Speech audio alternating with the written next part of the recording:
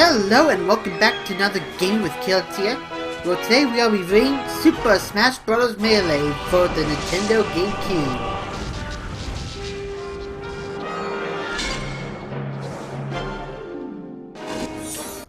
And I must say, Nintendo really added in a whole lot of single-player content in Melee. Of course, you have your classic battle where you go 1-on-1 with computer AI, 3-on-1, 2-on-1, or just go on ahead, fight a bunch of clones coming after you.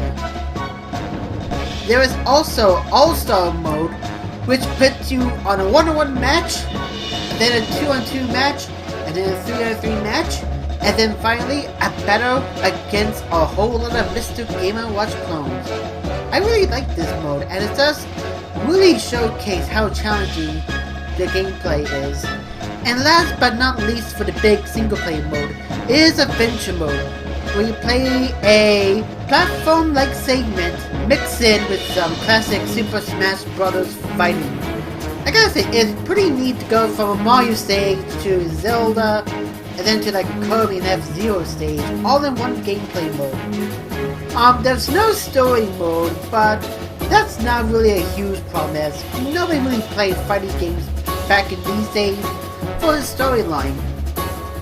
And of course, you can't talk about any Smash Bros. Games without featuring the multiplayer, so the rest of the footage in this review is going to be taken from the multiplayer session that me and my friend Elerico did.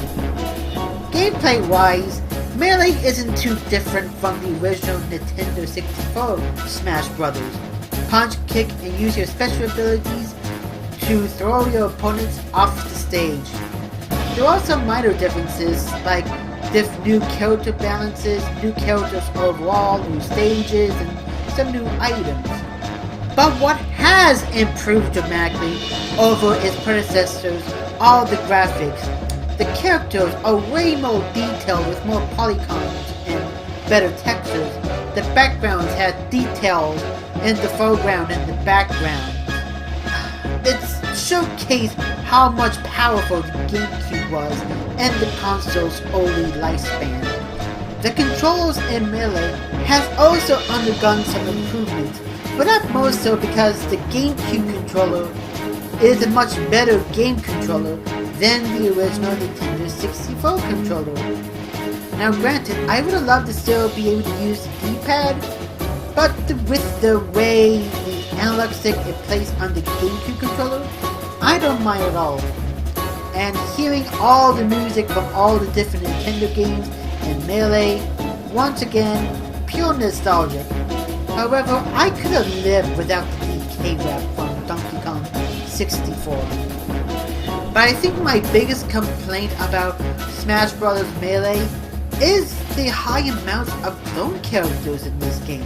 Like, Falco is a clone of Star Fox, Pichu's a clone of Pikachu, Ganondorf's a clone of Captain Falcon. I'm not even sure how that's possible. They're not even in the same franchise. Like, yes, I expect fighting games to have a couple of clones every now and then, but there's so much clones in Melee, it's a shame they didn't get more unique characters in this fighting game. Overall, I give Super Smash Bros. Melee a solid A. A fantastic fighting game, the best entry into the Smash Bros. Franchise, and a must-have if you own a Nintendo Gamecube or a Nintendo Wii that can still play GameCube classics such as this. This is KIllatia signing off. Hope to see you next time.